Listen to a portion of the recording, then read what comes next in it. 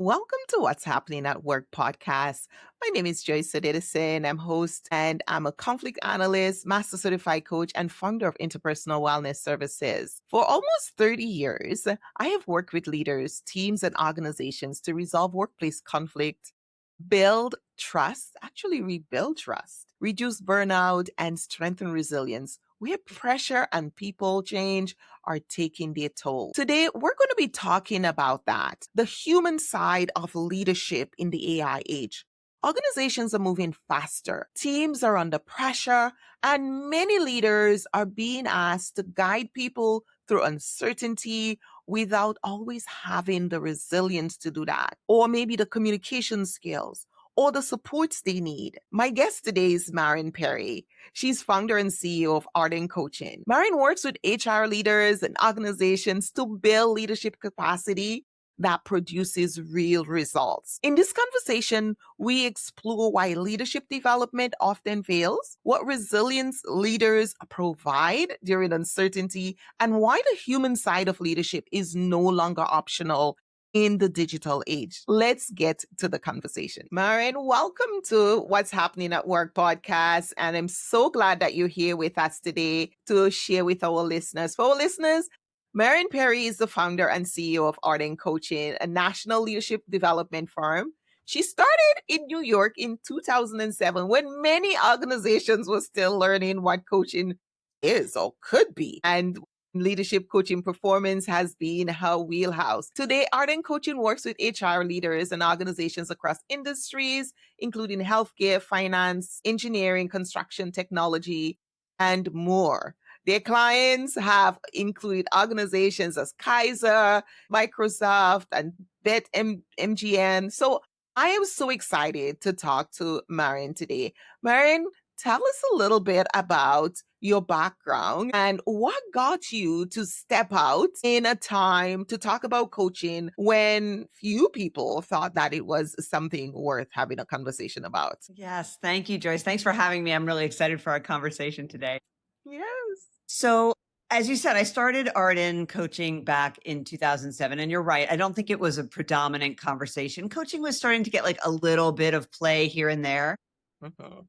But really, coaching is a conversation that I've been a part of my whole life. I have a degree in cognitive science. I was an actor for a while.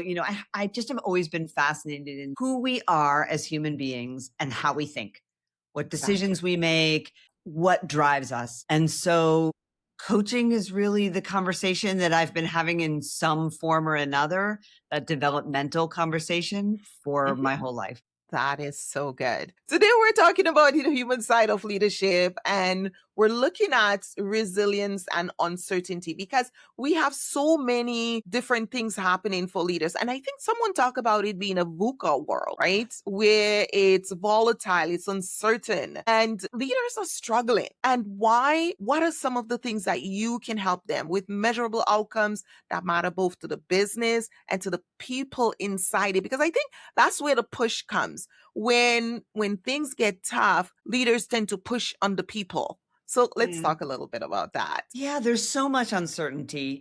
We have everything from economic uncertainty to AI uncertainty to, any individual organization going through leadership changes, et cetera. I think that you're right that organizations can really push onto the people, be resilient, keep up. Keep going. Don't worry about it. Some version. And that can be tough on the people. We're working mostly with the leaders. So we're focused on what can the leaders do, right? Telling people to be resilient is a great skill for all of us to have. We should all be more resilient, 100%. But I think that the leaders can think about leading through uncertainty in a different way. It's not about avoiding uncertainty. You can't do that. That's impossible. It's here. It's around. It will be. We'll go through many uncertain times. A leader's job is to get themselves and their organization through the uncertainty without breaking the people or the systems. Mhm. And so in my mind, that means communicating again, communicating transparently, helping people understand what still matters, what the Yeah. values of the organization are that lead to the decisions that the leaders are making amidst the uncertainty, because you can't avoid making decisions when things are uncertain. You still have to move forward and make those decisions. But I think the gaps occur when leadership has one understanding of the circumstance and the employees have another understanding. Very And true. if leaders don't communicate their understanding in some way, it doesn't mean you're going to share your balance sheet, but you have to communicate the why and an understanding of what's happening. Otherwise, the employees will make up their own explanation and it will not be favorable to you. Yeah, very true. Very true. And when you talk about that, and I'm just gonna share this bit because the way we teach resilience, we came at it because as a conflict analyst and a master certified coach, I was seeing a lot of people showing up in my practice, a lot of leaders, the team leaders, the executives, and the conflicts that they were so engrossed in was showing that they were depleted. They were not at the right place. They were not thinking, they were not communicating the 3 and 4 times. Just to repeat something was exhausting. And the message wasn't always clear. And this led me to start mapping conflict out in 9 dimensions. And this has brought my work full circle into the currency of resilience, where it looks at resilience as a currency we need, especially in today. The things that we did when I started 30 years ago, the things that people were experiencing were very different. They were minor to what we face now. And we say that resilience is a currency you need just to wake up in the morning because it's not just something you save for when those times are tough and when I need to bounce back. But every day, leaders have so much put on them right now that they need to be more agile, more adept. And so we're shifting the narrative on resilience with our framework and getting people to realize that it is a way, it's a process that they have to keep building. Because many leaders think that the same leadership style they used 10, 15, 20 years ago is going to work now. It's not. Yeah. Yeah. I think that the pace of change and uncertainty has increased for all of us. We have in our hands more computing power than our Yeah. parents had in, an entire room of computers. And so Hmm. we have access to information in a different way. And so the decisions that we make go faster, the information is transferred faster, and we have to be more resilient and more flexible in Yeah, order to manage all. absolutely. And one of the things you talked about in your work was wasting money on leadership training that does not work. Why do so many leadership programs fail? And I was just talking to an organization and they were saying, "Oh yeah, we just brought on someone to do leadership training." And I was like, "Do you truly know why they are doing that? Or can we talk a little bit more about why so many of them fail and the method they're using and what would probably be a better alternative?" My goodness, how long do you have? Yes, I could talk about this all day. I think there are a number of reasons. I think that usually the intentions are very good, right? Hmm. People want to provide development and training for the individuals and they want it for the business. Hmm. I think that to your point, you started with one of the reasons, which is the business objectives and the individual learning is not aligned. That I think some people do not take the time to understand truly what the business objectives are. What are they expecting to get out of this training?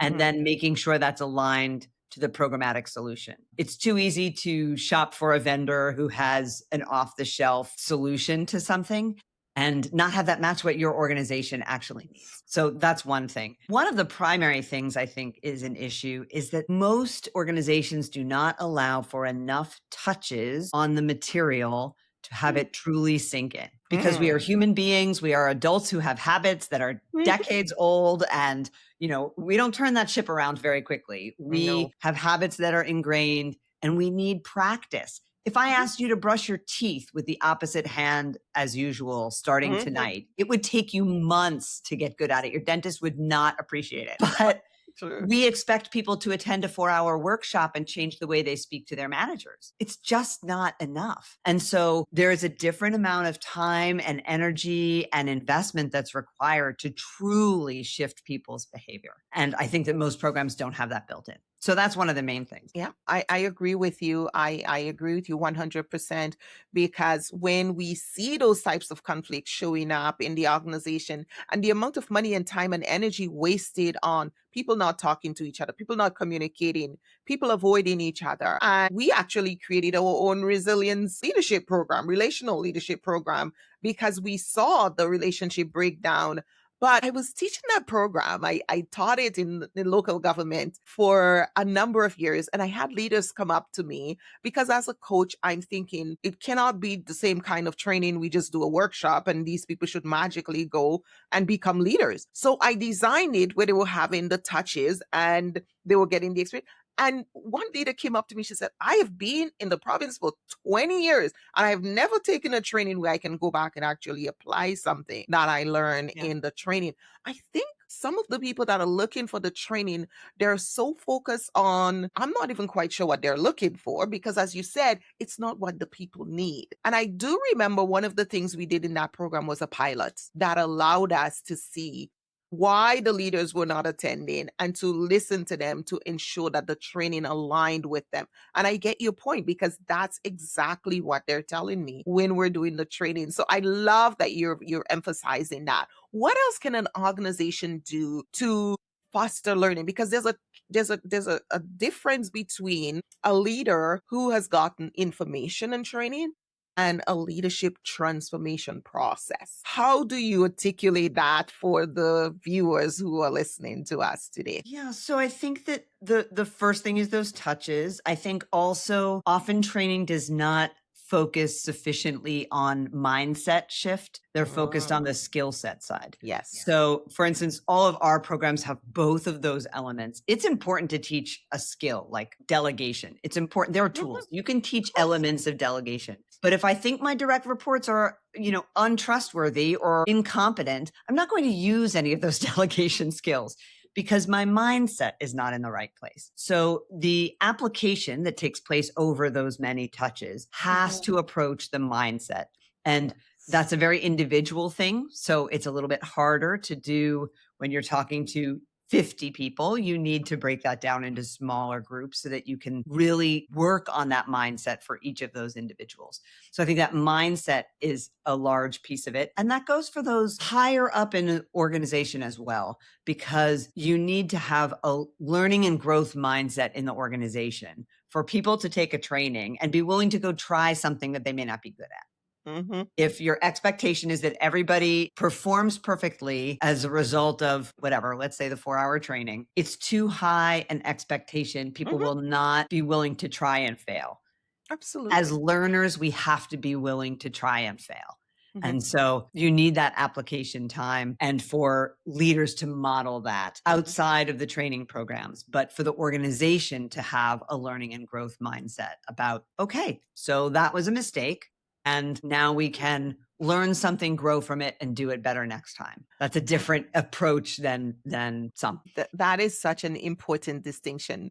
In my work, one of the things we've created is the resilience platform where employees can come in and look at these 9 areas of their lives and where their resilience depletion would be. So they're coming in, they're able to assess each dimension and recognize the resilience depletion and then have a resilience score. That tells us if they have the capacity to even participate in a training program. And I always say to my leaders, people need to be fed and they need to be developed so that they can learn. And you need the environment. And I love that you talk about the mindset because if the culture of the organization is you fail, so we're going to slap your hand. No, you fail. That was an expensive learning opportunity. How do we capitalize on that?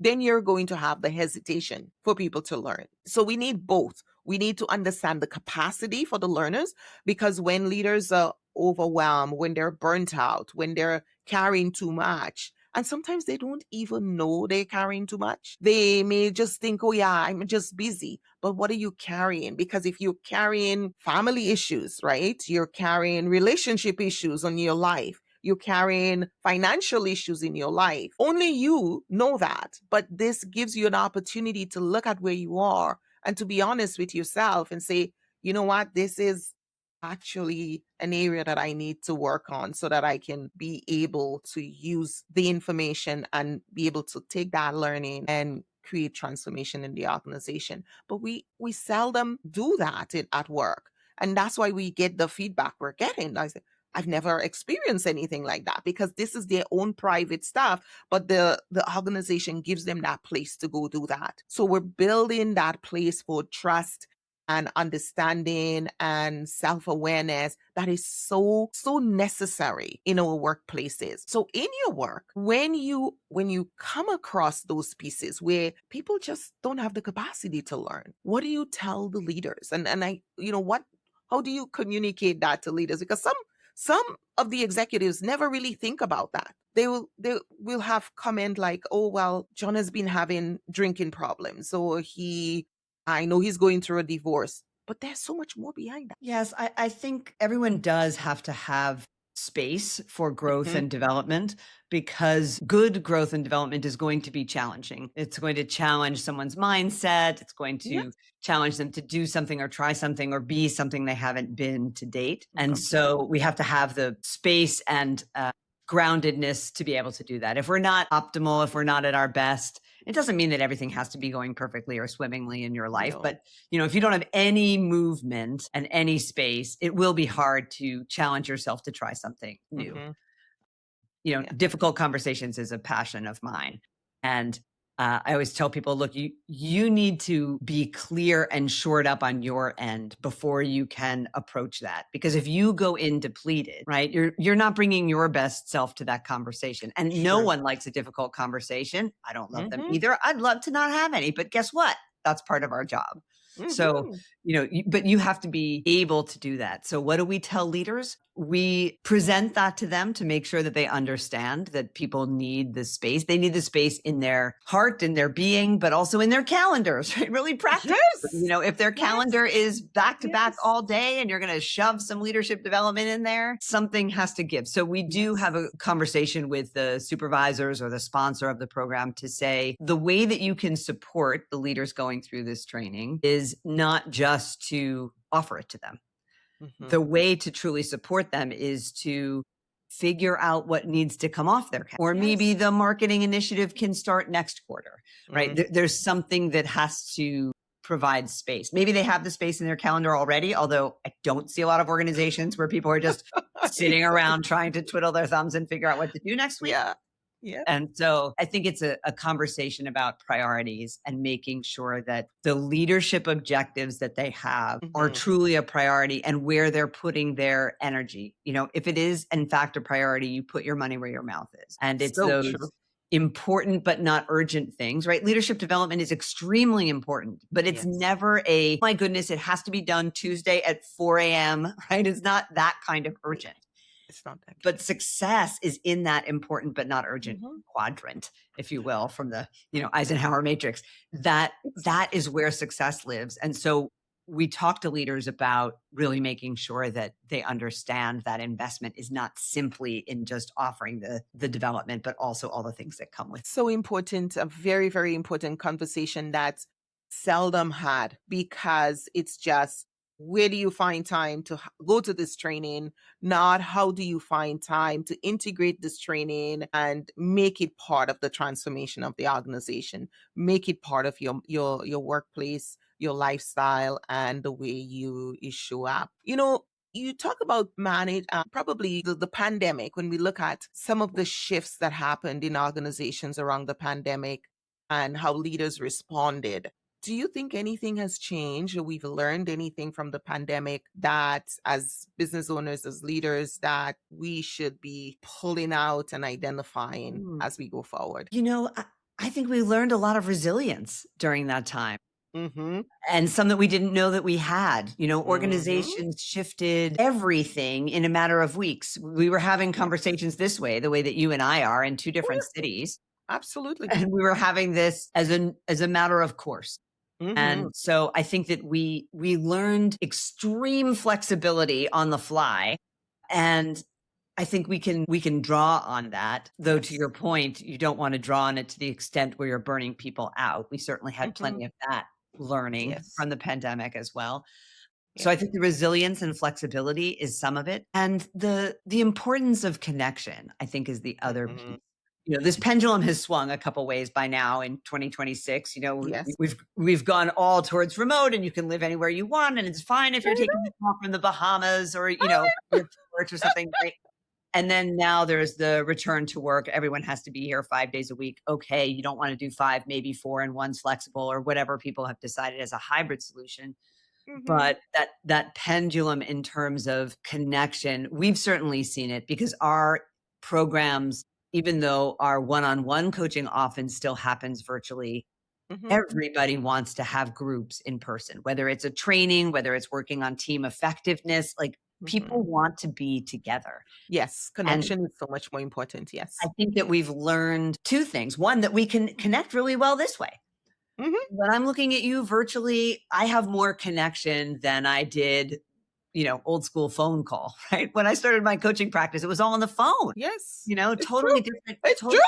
I Right. think a lot of us have forgotten that. I know. And now we learn that we have a lot more connection this way virtually. And I think that we truly appreciate the moments where we are in person and Yes. value what it is to bring 10 people together and have that conversation in person. And it's different than when you do it on Zoom. So that's one thing that I think we took from the pandemic. Yeah, I love that. And I noticed that too. Organizations are more flexible about where we learn, what we do. So that's important because a lot of employees, when we talk about the human side of work, it's very important because especially young mothers, they love that flexibility of being able to. I know some of my clients, we do a lot of work with the government and they have a mandate. I think it's coming up where everybody has to be back at work for, minimum four days a week. And a lot of people are panicking because they have to change their lifestyle. But at least we have that. And that's the human side of work. You don't have to commute every day if you don't have to, because those elements, and I think as leaders, we had to take those into consideration because people were traveling for long distance, spending a lot of time on the road, and that changed. And instead of going hard back, everybody have to be in the office. I think there is that need for flexibility and accommodation where it's needed so that we can ensure that our people feel valued, people feel heard, they feel that they're important. Otherwise these become a real issue in the workplace and you find people presenteeism accelerating again, and we don't want to get back there. I think that one of the challenges many of the leaders we work with have faced is that people's values vary. And so some people value that flexibility, other people value the face-to-face time, some Mhm. people value the transition of I have a 20-40 minute commute, other people value the flexibility of I only want to have meetings Tuesday through Thursday and Monday is my thinking time, right? Everybody has a different value. Yes. And when the expectation was for most organizations pre-pandemic that we're all in the office all the time, Mhm. some people's values were ignored, or it just wasn't even a conversation about, what would you prefer to do? Would you prefer to work in your bunny slippers, or would you prefer to work, in here in really uncomfortable shoes, but you get to, talk to people over the coffee machine? Balancing everybody's values post pandemic and what the company values, and how do you deal with that interchange? I think that's been how most leaders have been challenged in dealing with the return to work and the hybrid scenarios, that you're never going to please everyone. No. And so, where does the company stand in terms of its values? What's important to the Mhm. company?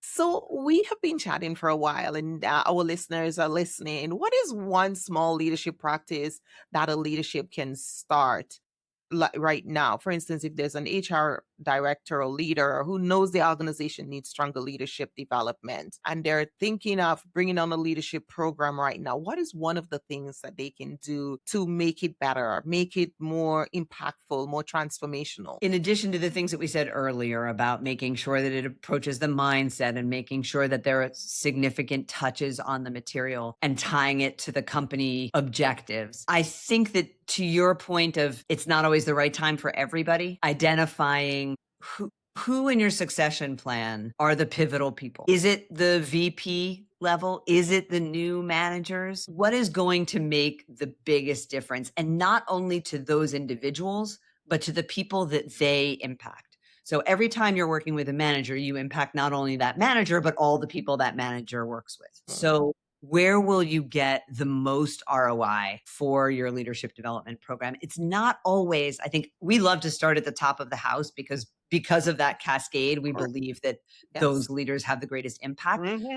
but it's not always the place to start. So I Hmm. think evaluating where the leverage is, who are the people who will become your greatest advocates for this kind of leader? If you haven't done it before, who are the Hmm. people where it won't only be sticky with them, but it will impact the organization because they will become your champions, your leadership development champions. Because when you have that, I don't care if it's the manager level, the VP level, it doesn't matter. If there's that energy behind the program, that starts to spread.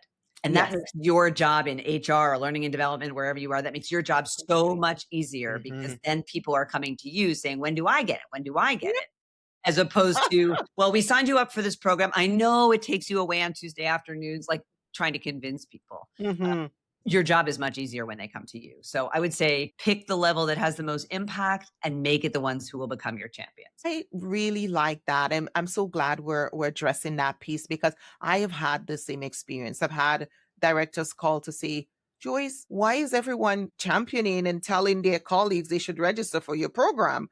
Because we can't afford to send everyone to your program. I was like, what are you talking about? Because they are telling their colleagues to sign up for your program because and you're right. It happens. It's truly what makes ourselves a program internally because Yeah. bringing it into the organization doesn't necessarily mean that everyone is going to adopt it and everyone is going to implement it. It's having that momentum and that energy. I love that you mentioned that, and I think that is just absolutely important.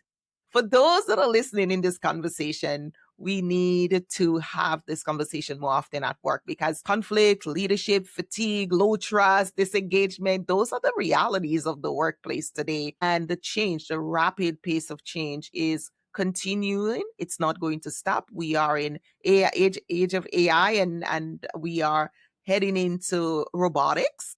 It's coming sooner than we're ready for it, but it's here. So, what is one last thing you would say to someone who's listening out here who's looking, I want to be a great leader?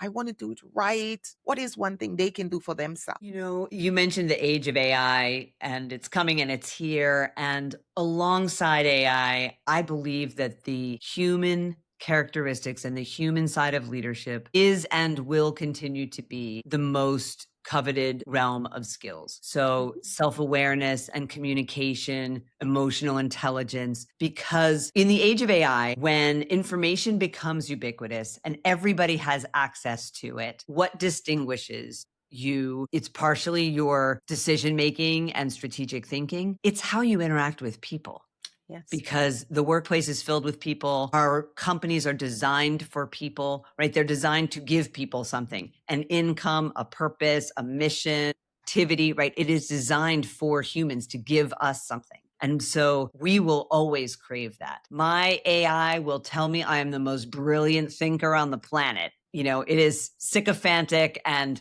designed to tell me how great my ideas are. It does not mean as much to me and will never mean as much to me as someone I respect looking me in the eyes, noting the difference that I made on a specific project and why, and how that was different than what I could have accomplished 6 months ago and how much I've grown. Hmm.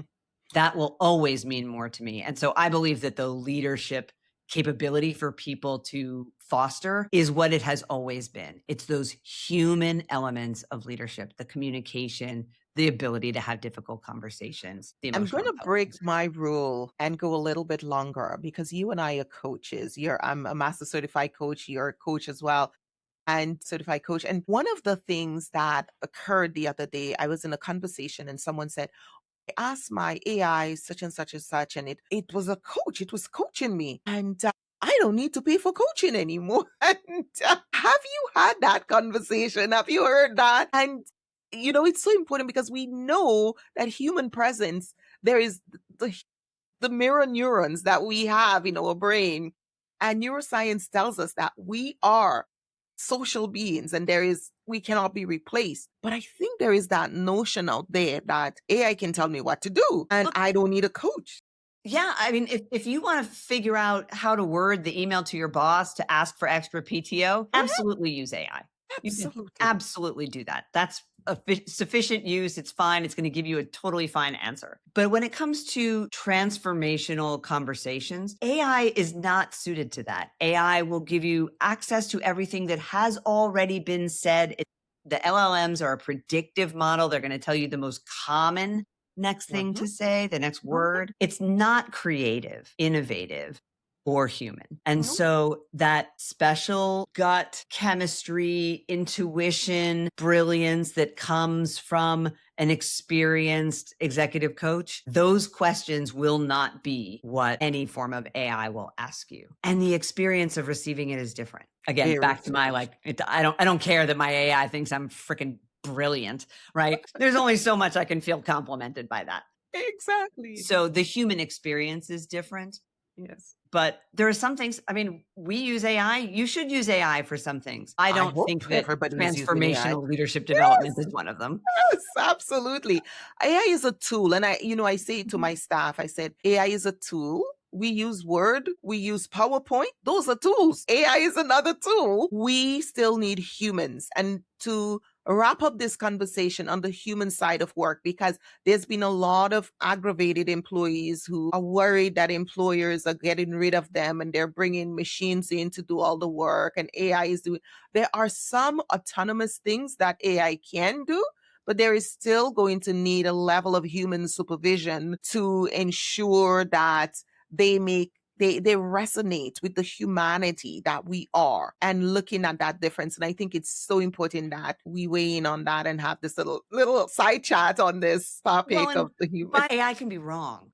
Yeah, It can give you really terrible advice. I was asking it to give me a quote on something very specific, some research I was doing. And I said, I want a quote that is in this realm. And it gave me a great quote. And I said, well, what's the source? exactly.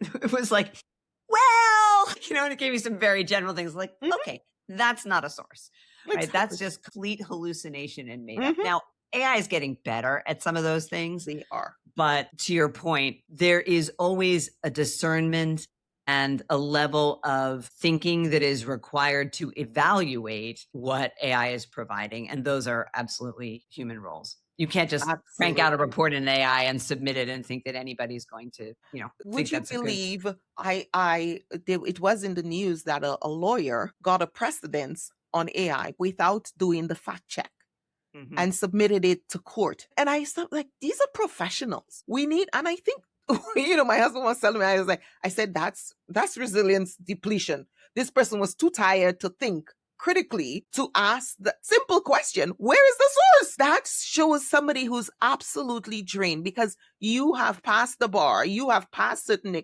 exams to get there and qualifications. So you have some level of human intelligence that we have qualified you for. So you may have lost it along the way and you need to come back and ask yourself, what am I doing? Because this is what's so important in this conversation that we have AI and robotics, but human intelligence and leaders at work, leaders that truly are human, that treat people humanly and have those conversations will always be there.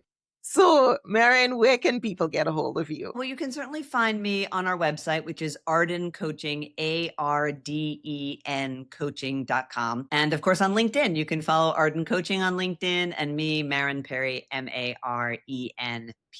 This was a great conversation for those of you who are listening. Interpersonal Wellness Services, we help leaders and organizations measure and map resilience through our Resilience Intelligence platform. So leaders can get the tools they need to ensure that they are learning and transforming their organizations and making work more human for those of us who are in the workplace in the age of AI. Thank you for listening. Stay tuned for a next episode. And we look forward to sharing more amazing topics with you. Maren, thank you so much for joining What's Happening at Work podcast today. It was a pleasure having you. Pleasure being here, Joyce. Thank you so much. You're very welcome.